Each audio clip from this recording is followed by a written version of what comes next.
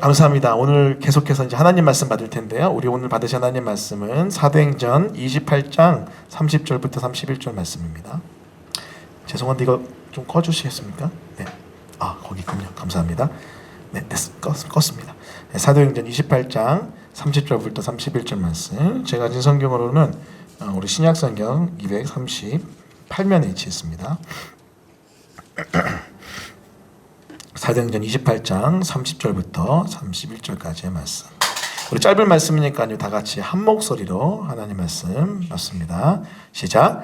바울이 온 이태를 자기 셋집에 머물면서 자기에게 오는 사람을 다 영접하고 하나님의 나라를 전파하며 주 예수 그리스도에 관한 모든 것을 담대하게 거침없이 가르치더라. 아멘. 한 번 더 읽겠습니다. 시작.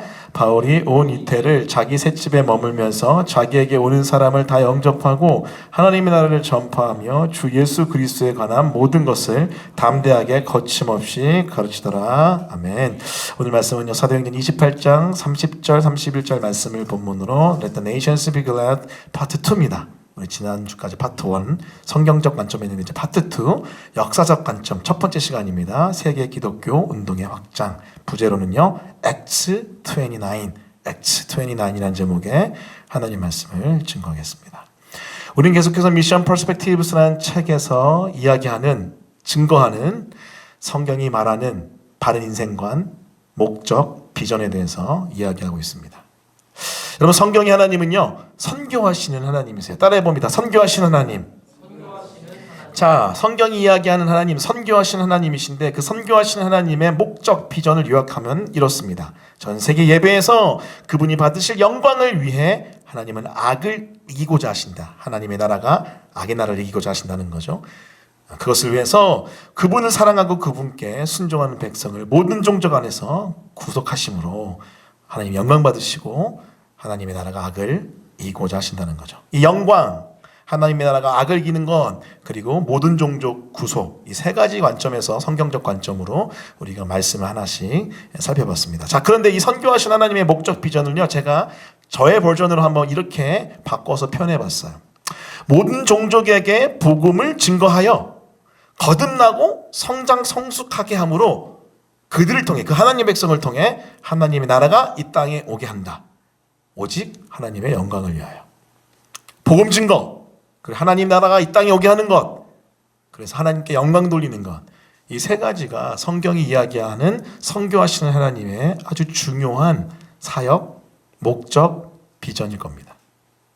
자, 그런데 여러분, 이 사역, 이 목적, 이 비전, 이 선교의 이 모든 총체적인 것들이요, 성경 안에서만 끝나는 게 아니에요. 성경의 역사에서만 끝나는 게 아닙니다.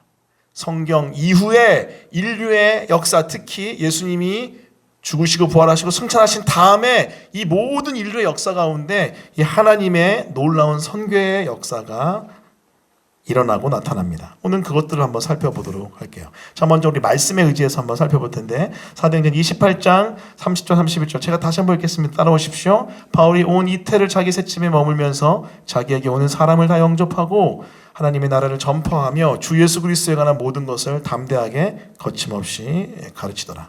자, 여러분, 이 말씀은요 사도행전의 마지막 메시지 말씀입니다. 사도행전의 마지막은요 바울의 스토리로 끝을 맺습니다. 여러분, 바울이 지금 어디에 있습니까? 바울은 자기 셋집에 머물고 있습니다. 렌트한 집이에요. 근데 여러분, 이 렌트한 집은 특이합니다. 뭐가 특이하죠? 감옥입니다. 로마의 군대에 잡혀서 지금 자신이 렌트한 집안에 가택 연금 당한 상태가 지금 바울의 상태입니다. 로마 군인에게 지금 같이 머물면서 아마 묶여 있는 걸로 학자들은 이해하고 있고요. 하지만 그 묶여 있지만 이 가택연금 당해 있지만은 좀 비교적 자유롭게 사람들을 맞아들일 수 있는, 영접할 수 있는 상황입니다. 자, 그렇게 바울이 온 이태 2년 동안 자기 셋집 가택연금 당하면서 자기에게 오는 사람을 다 영접합니다. 그런데 여러분, 그 사람들에게 무엇 합니까? 31절 말씀 보면은요 복음과 하나님 나라를 전합니다. 따라해 보겠습니다. 복음과 하나님 나라. 자, 주 예수 그리스도에 관한 모든 것 복음이죠. 그것을 가르치고 하나님 나라를 전파합니다. 다시 말하면 복음과 하나님 나라를 증거합니다. 어떻게 해요? 담대하게 거침없이. 자, 이 말씀을 통해서 우리가 귀하게 깨달을 수 있는 두 가지 포인트가 있습니다.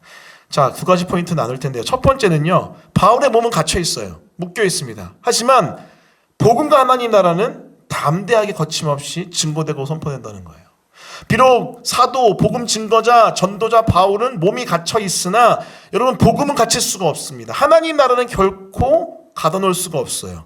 오히려 반대로 여러분, 끊임없이 계속해서 담대하고 거침없이 증거되고 선포되는 게 하나님 나라의 복음입니다.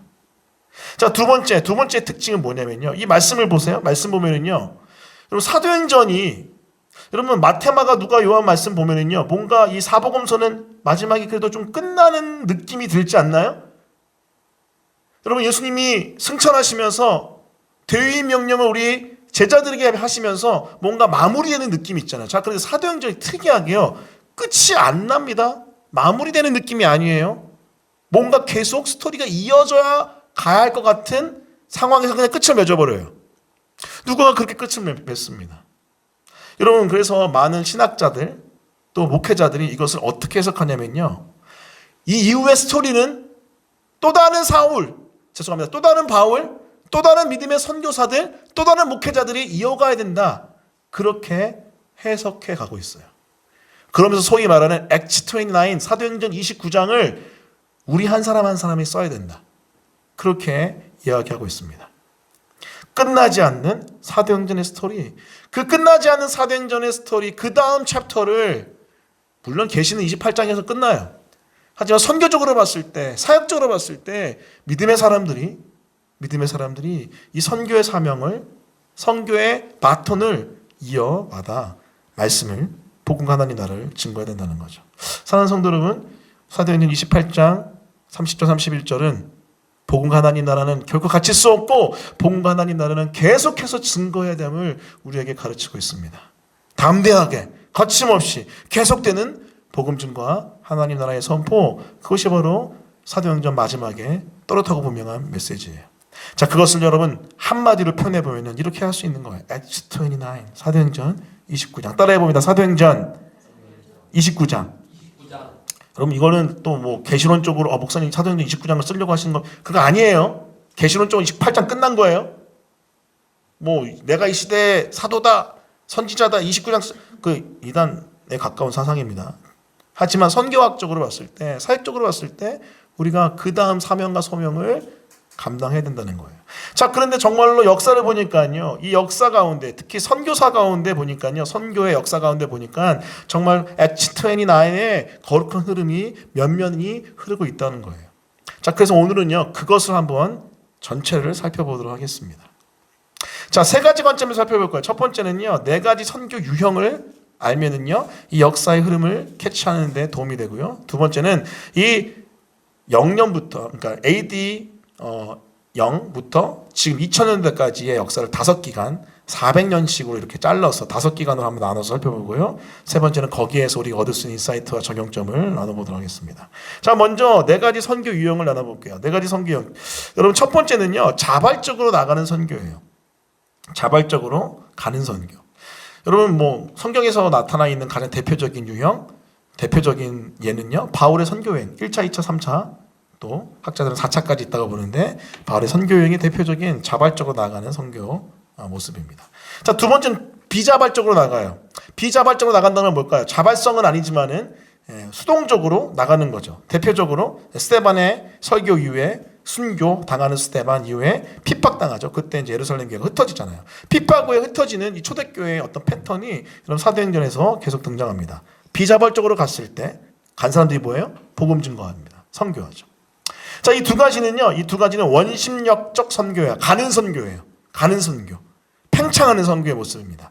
자, 그렇다면 그 다음 두 가지. 자, 자발적으로 찾아오는 선교가 있어요. 우리는 가만히 있는데 누군가 찾아와서 그 찾아온 사람에게 복음을 증거하여 거듭나게 하는 것. 그런 선교 역사가 있을 수 있다는 거예요. 성경에 보면요, 이방인 고넬료가 베드로를 초청합니다. 베드로를 초청한 다음에 말씀을 듣죠. 베드로가 간 게 아니라 베드로를 초청하죠. 그게 바로 자발적으로 찾아오는 모습이에요. 자, 그리고 계속해서 비자발적으로 찾아오는 것도 있습니다. 자신이 원하지는 않았지만은 수동적으로 찾아가는 그런 모습들. 여러분 갈릴리 지역이 이방인들이 많이 살았던 지역인데 특히 로마 군대가 예수님 당시 때 주둔했던 지역이라고 합니다.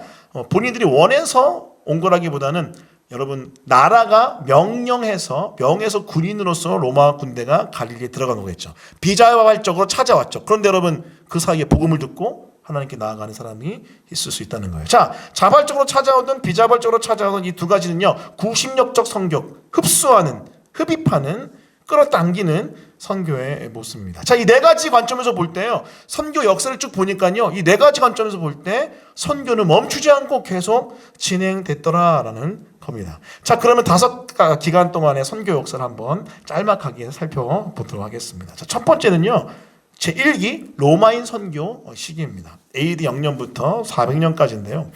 자, 여러분 이 두 가지 특징이 있어요. 첫 번째 우리 이미 살펴봤지만 자발적으로 가는 선교, 바울의 선교단이 대표적입니다. 바울이 1차부터 4차까지 선교한 그 모습들, 그걸 통해서 로마 제국에 복음이 증거됐죠.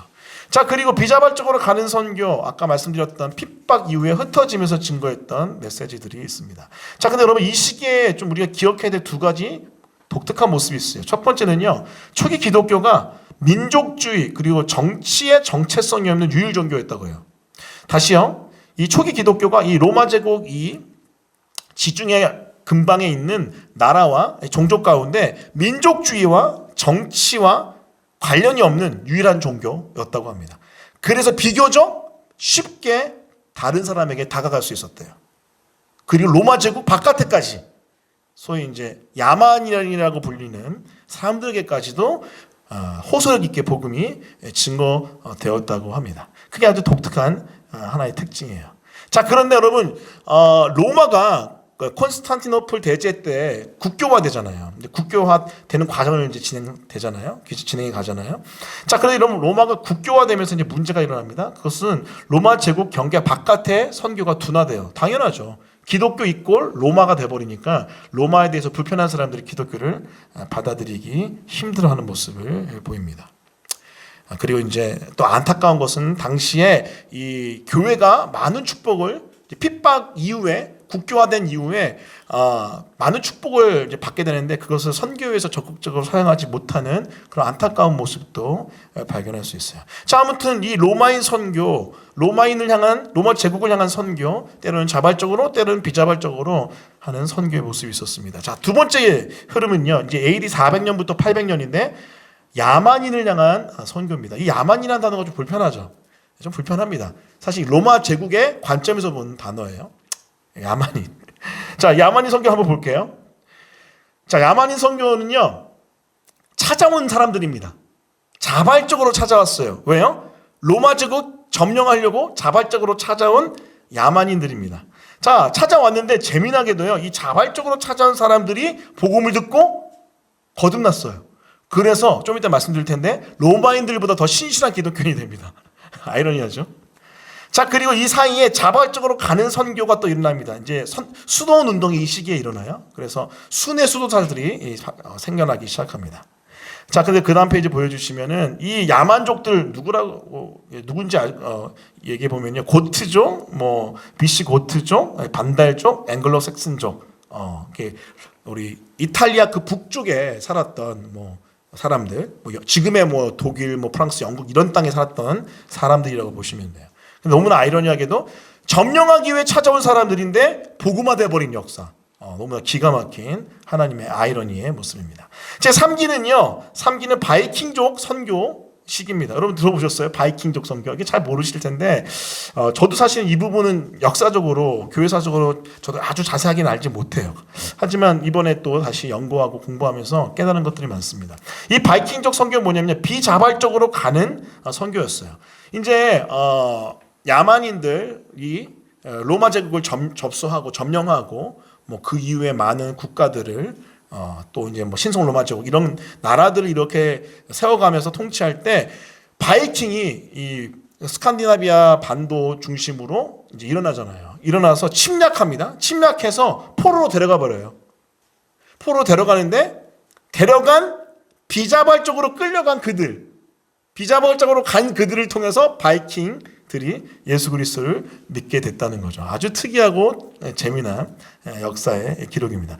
그들을 통해서 북유럽이, 스칸디나비아 반도를 비롯한 북유럽이 복음을 받아들이기도 합니다. 자, 근데 네 번째 시기가 굉장히 좀 안타깝고 어두운 시기입니다. 무슬림 선교예요. AD 1200년부터 1600년. 무슬림 선교하면 여러분 딱 나와야 되는 한 단어가 있어요. 뭔지 아세요? 뭐죠? 무슬림 선교. 이 시기에 했던. 이걸 선교로 볼 수 없기 때문에 여러분이 바로 나오지 않을 텐데 십자군 전쟁이에요. 십자군 전쟁. 사실은 십자군 전쟁 기독교적으로 봤을 때는 선교의 한 모습이라고 이야기를 합니다. 사람들이. 하지만 여러분 자세히 들어가 보면 이건 선교라고 보기 참 쉽지 않아요. 자, 여하튼 무슬림 선교는요 자발적으로 가는 선교였습니다. 이 십자군 전쟁이 뭐예요? 성지 예루살렘을 무슬림으로부터 가져오자. 그리고 무력으로 그들을 점령함으로 정복함으로 그들을 복음화시키자가 십자군 전쟁의 포인트였습니다. 하지만 여러분 이 십자군 전쟁은요 지금까지도 무슬림들이 기독교를 생각하면 이를 갈게 하는 상처를 남긴 잘못된 선교의 모습입니다. 하지만 여러분 이 십자군 전쟁만 있었던 건 아니에요. 탁발 전도사, 아까 얘기했던 순원운동 때 순회 전도사처럼 이때 탁발, 가운데 머리 밀고 이렇게 남는 사람들 있잖아요. 이 탁발 전도사들이 막 일어났어요. 근데 이 두 가지 십자군 전쟁과 탁발 전도사를 평가해 보자면 십자군 전쟁은요 가장 왜곡된 형태의 선교입니다. 해서는 안 된 선교예요. 승리주의, 정복주의, 잘못된 선교의 모습입니다. 하지만 건강했던 이 탁발 전도자 이게 참 왕성히 일어났으면 좋았을 텐데 그때 패스트, 흑사병이 일어납니다. 그래서 아무것도 해볼 수가 없었어요. 사실 여러분 이 사기는요 좀 암흑기에 해당돼요. 중세 암흑기. 심한 타격을 받게 됩니다. 자, 여하튼 이렇게 사기가 지나가고 이제 6기 1600년도부터 2000년도까지 400년의 시간이 오는데 이 시기는요 선교의 꽃에 해당되는 하이라이트에 해당되는 시기입니다. 땅끝 선교. 정말 본격적으로 정말 이 시대만큼 이 시기만큼 정말 본격적으로 자발적인 선교가 일어났던 적이 있었나 싶을 정도예요. 바울의 선교 제외하고는요. 종교개혁 이후에 1800년경에 특별히 일어났는데 마침내 폭발적인 선교의 운동이 일어나기 시작합니다.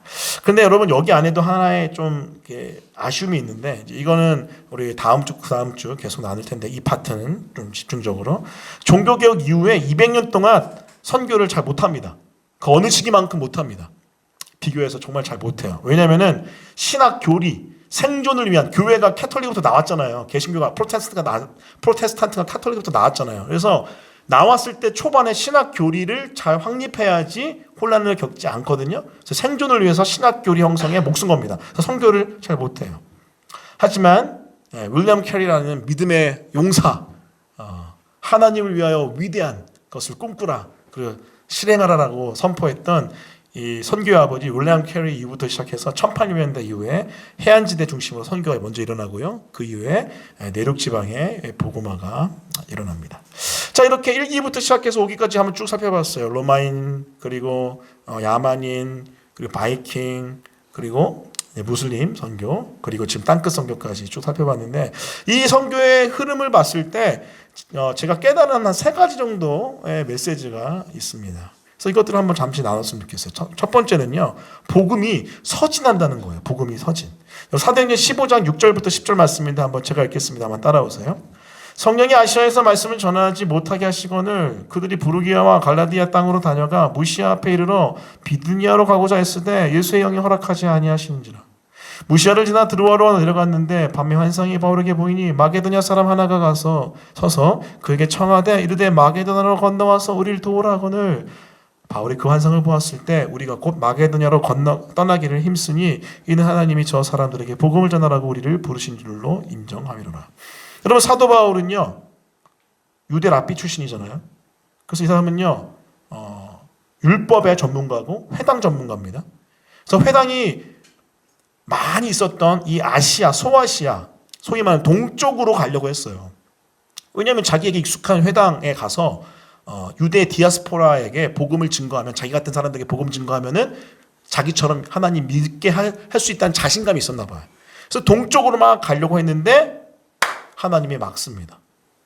여러분, 성경에 복음을 증거하려고 하는데 성령께서 막는다, 하나님께서 막는다, 예수님이 막는다고 하는 장면은 거의 찾아볼 수 없어요. 근데 이제 여기 나와 있습니다. 성령이 막으세요. 성령이 아시아에서 말씀을 전하지 못하게 하십니다. 예수의 영이 허락지 않습니다. 그리고 환상 가운데 이런 장면을 봐요. 마게도냐, 지금으로 보면 그리스 정도 되겠죠. 마게도냐 사람이 건너와 우리 도우라 이렇게 하는 환상을 봅니다. 그러면서 복음 증거자가 동쪽으로 가지 않고 서쪽으로 갑니다. 가서 처음에 도달했던 데가 어디죠? 빌립보. 빌립보에 가서 복음 증거하잖아요.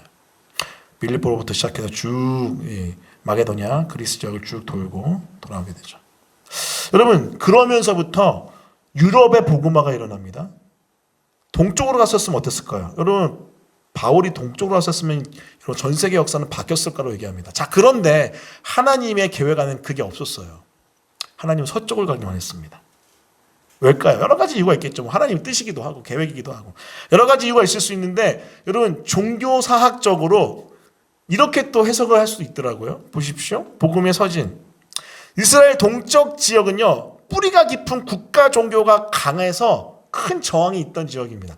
동쪽으로 아예 안 갔던 건 아니에요. 간 사람들이 있었어요. 근데 그거 아세요? 갔는데 복음이 생각보다 뿌리 내리지 못하더라.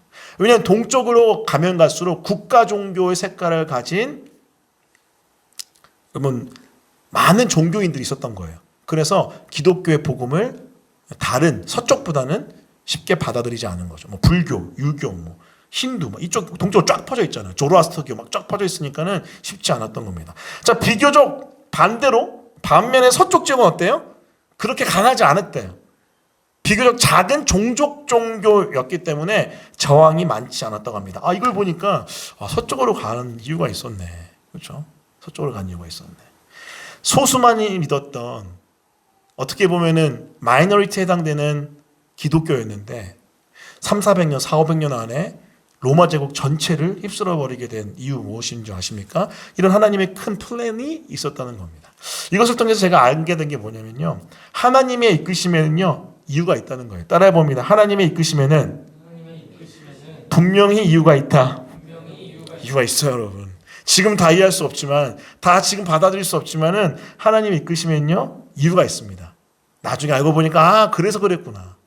그렇기 때문에 하나님이 이끌어 가실 때 우리가 믿음으로 순종하는 건 이것도 귀한 자세일 수 있어요. 특히 사역할 때, 선교할 때, 특히 복음의 증인으로서 이 땅에 나타날 때, 여러분 학교에서든 직장에서든 가정에서든 교회에서든 어디든 어떤 지역에서든 우리가 이해할 수 없지만 하나님이 이끄실 때 있거든요. 그쪽으로 가게 하실 때가 있거든요.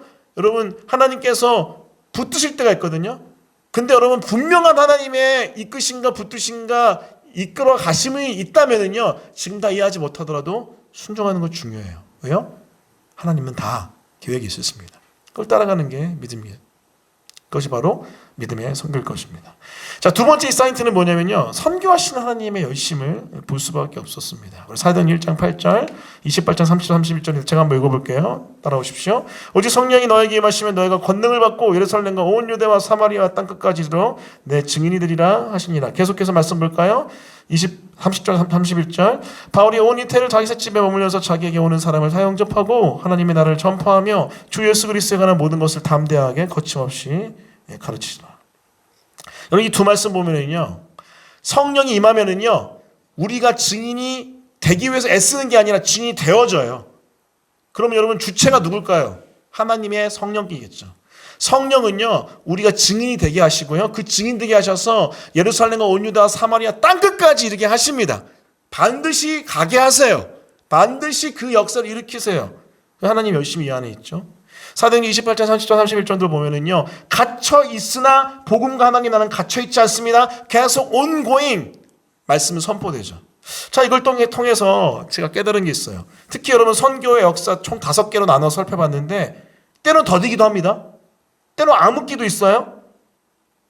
근데 그거 아세요? 선교 역사는 선교하시는 하나님의 열심 가운데 멈추지 않고 계속 진행됐습니다. 자발적으로 가기도 하고 자발적으로 찾아오기도 하고 비자발적으로 가기도 하고 비자벌적으로 찾아오면서까지 복음은 멈추지 않고 계속 증거됐다는 거예요. 이걸 통해서 깨달은 게 있어요. 선교는 멈출 수 없다는 거예요. 따라해봅니다. 선교는 멈출 수 없다.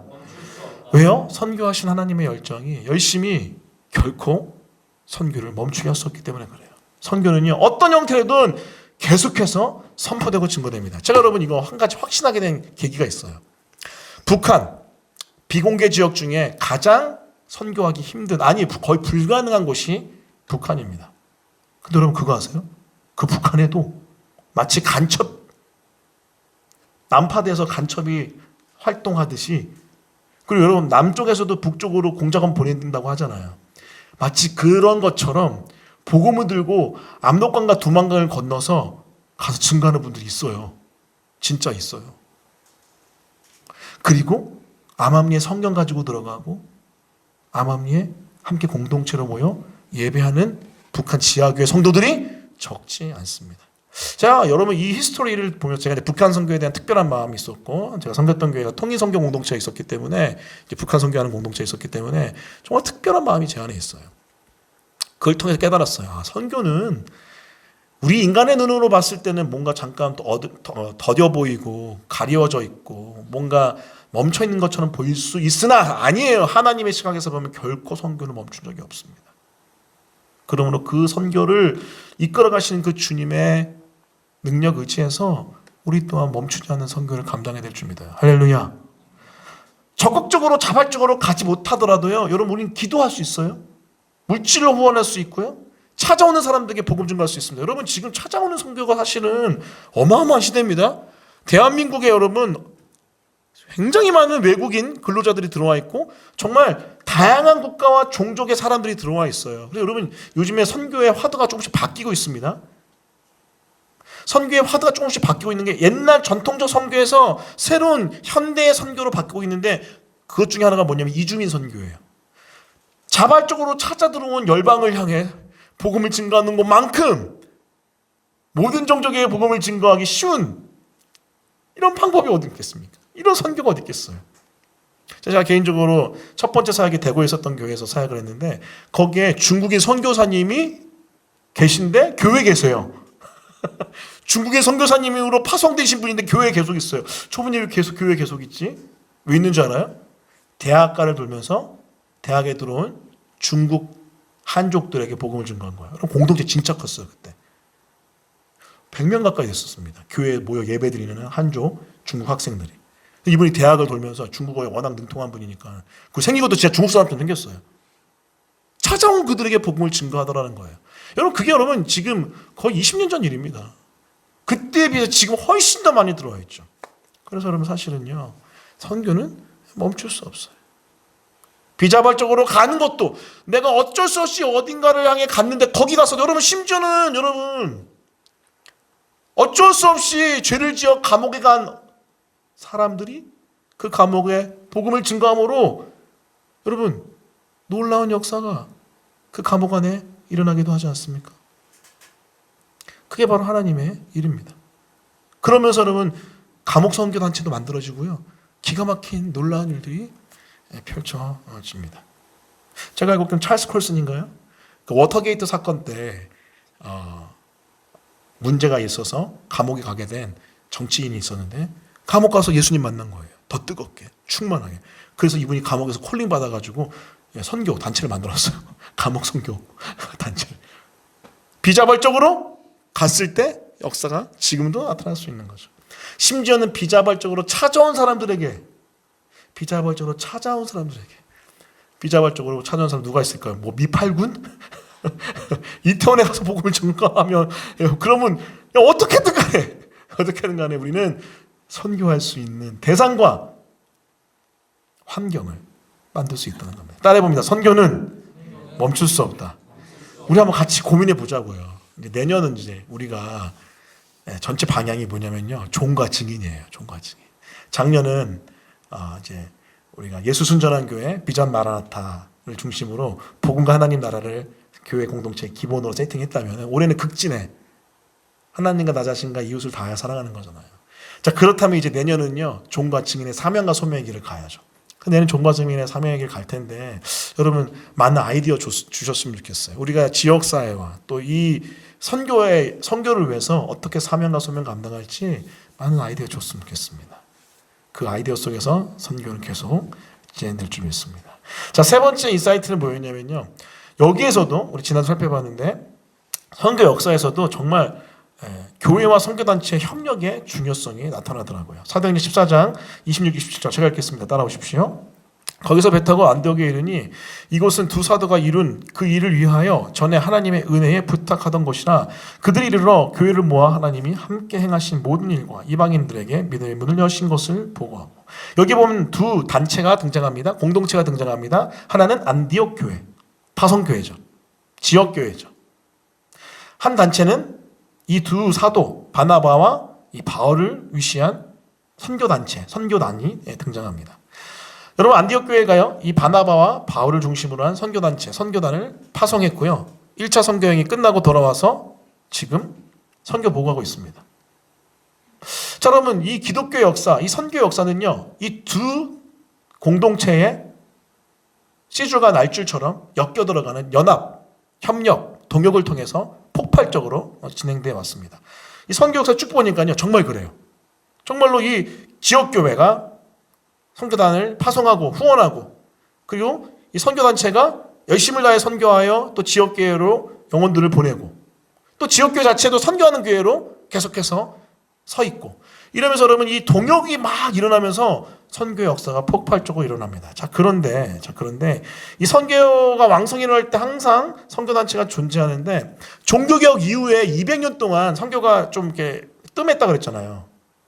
아이러니하죠? 복음의 영광스러움을 회복했고 그 영광스러운 복음 안에서 기뻐 날뛰며 예배했던 종교개혁 이후에 200년 동안의 시간이 있었는데 세상에 복음을 증거하지 않았다니 기가 막혀요. 근데 여러 이유가 있었지만 아까 전에 뭐 교리를 확립하는 시간 이야기도 했지만은 이 시기에요. 선교단체가 없었습니다. 선교단체가 없었어요. 왜 없었냐면은 그 전에 선교 역할을 했던 수도원들이 있었거든요. 근데 이 존 칼빈이나 이 종교개혁자들이 이 캐톨릭의 유산으로 이 수도원을 캐톨릭 유산으로 보고 수도원 운동에 질려가지고 선교단체 같은 걸 안 만들었어요. 근데 그 여파로 선교가 정체돼 버렸죠. 아, 그때 알았어요. 야, 진짜 중요하구나. 교회 중요해요. 교회 진짜 중요한데 교회에 버금갈 만큼 소중한 게 뭐다? 선교단체입니다. 그래서 여러분 깨달았습니다. 아, 교회가 하나님께 드리는 예배, 양육 중요하지만 또 선교 그리고 사역 중요하구나. 교회 너무나 중요하지만 선교단체 너무나 중요하구나. 그래서 여러분 이렇게 제가 정리해봤어요. 뭐냐면요.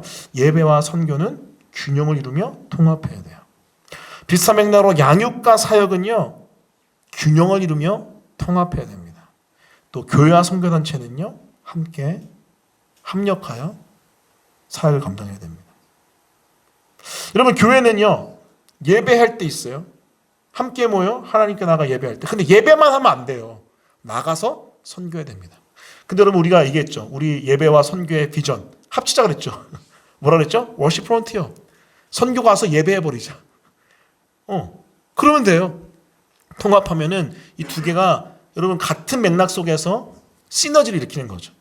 양육과 사역도 마찬가지예요. 여러분 양육만 받고 난 다 됐어 끝이 아니라 그 양육은 반드시 사역과 면밀하게 연결되어 있는 거예요. 그 양육이 끝난 다음에 이 양육을 내가 사역 때문에 어쩔 수 없이 했구나. 이거 진짜 리더 세우는 공장이구나. 그게 아니라 양육을 받으면서 자연스럽게 사역의 열망이 일어나고 사역을 향해 나가게끔 되어 있는 그 균형을 넘어선 통합이 필요하죠. 교회와 선교단체도 마찬가지입니다. 사실 저희가 이번에 미션 퍼스펙티브스 읽으면서 이 설교 준비하면서 깊이 깨달은 게 뭐냐면은 선교단체가 참 중요하구나. 참 중요하다는 걸 깨달았습니다. 우린 지역교회입니다. 그럼 우리 선교하는 교회가 될 거예요. 근데 여러분 이 주변에 있는 선교하는 단체와 동역해야 해요. 지금 여러분 우리 지금 두 군데랑 구체적으로 동역하기 시작했습니다. 하나는 학복역을 통해서 서울교대의 선교단체 간사님들 CCC, ESF, IBF 간사님들 5만 원씩 후원하고 있고 곧 있으면 이제 가서 만나고 교제하면서 장기적인 동역을 플랜하려고 해요. 학복업도 마찬가지예요. 학복업도 그 단체에 후원하면서요. 지금 계속해서 협력하려고 합니다. 진짜 소중해요. 여러분 지금 시간 좀 많이 갔지만은 지금 20대 대학생들 선교단체가 학보급인데 지금 20대는요 3% 미만 복음화율입니다. 선교지예요, 선교지. 위저도 종족. 여러분 여러 이유가 있지만요 학보급이요, 와 깜짝 놀랐어요. 10년 전만 해도 이러지 않았는데 지금 힘이 완전히 다 빠져버렸어요. 사실 학보급은요 후원을 안 했어요. 탄탄해가지고. 근데 지금요 후원을 안 하면은 유지가 안 된대요. 왜 그럴까요? 교회들이 선교단체를 섬기지 않아서 그래요. 간단해요.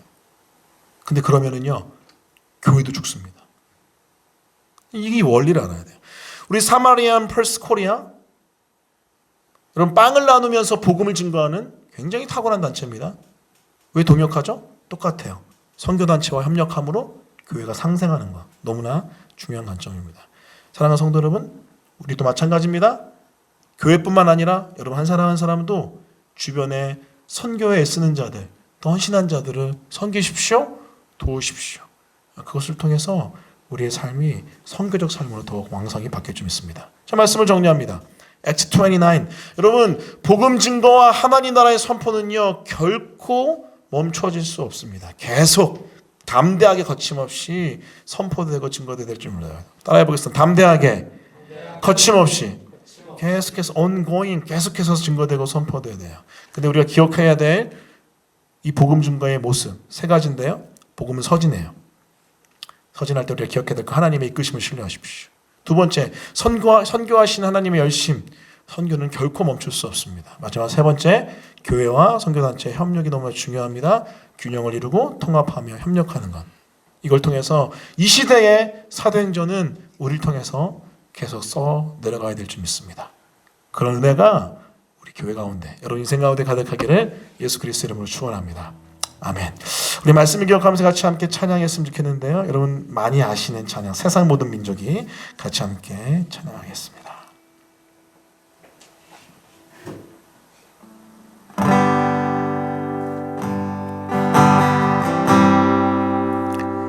우리 말씀 기억하면서 주님, 우리 인생을 통하여서, 우리의 삶을 통해서 사도행전 29장이 쓰여져 가게 도와주십시오. 고백합니다. 세상 모든 민족이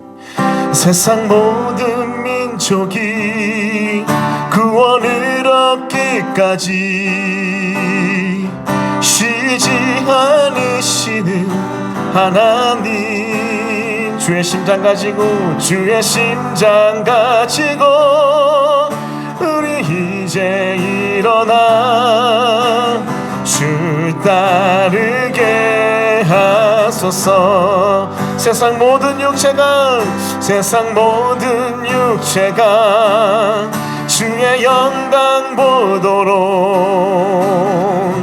우릴 부르시는 하나님, 주의 손과 발되어 세상을 치유하며 주 섬기게 하소서. 물이 바다 덮음같이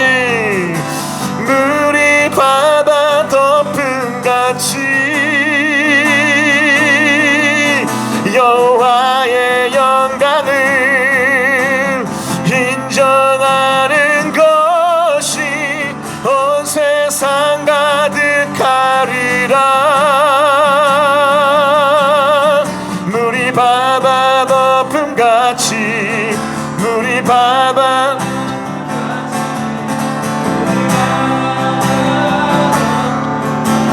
다시 한번 세상 모든 민족이 아멘.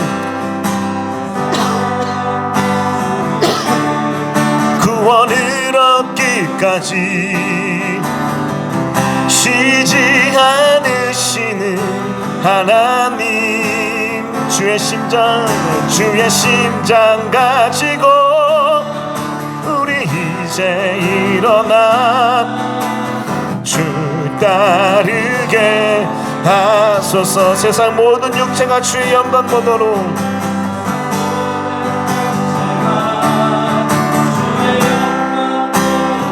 우리 부르시는 하나님, 주의 손과 발되어 주의 손과 발되어 세상을 치유하며 주 섬기게 하소서. 물이 바다 덮음같이 물이 바다 덮음같이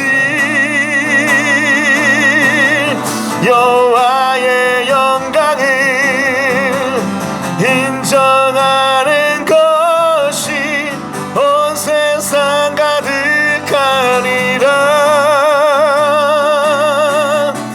물이 바다 덮음같이 물이 바다 덮음같이 물이 바다 덮음 다시 한번 물이 바다 덮음같이 여호와의 영광을 인정하는 것이 온 세상 가득하리라.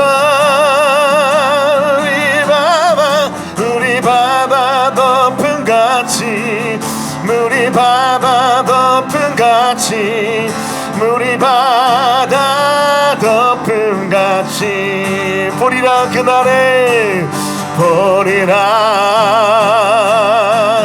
그날에 주의 영광 가득한 세상 우리는 듣게 되리 우리는 듣게 되리 온 세상 가득한 승리의 함성 물이 바다 덮음같이 여호와의 영광을 인정하는 것이 온 세상 가득하리라. 물이 바다 덮음같이 물이 바다 덮음같이 물이 바다 덮음같이 우리 말씀 기억하며 같이 동서로 기도할 때 하나님 거침없이 담대하게 복음이 선포되고 증거될진데 내 인생을 통하여 액트 29 사도행전 29장이 그 복음 증거와 하나님 나라의 선포가 쓰여질 수 있도록 도와주십시오. 그것을 위해서 하나님의 이끄심을 신뢰하며 멈출 수 없는 선교 사명 감당하게 하시고 또 하나 아버지 균형과 통합과 협력을 통하여 이 모든 것들 감당할 수 있도록 도와달라고 우리 말씀 기억하면서 우리 주여 맺히시고 액트 29 통성으로 기도하겠습니다. 기도합니다. 주여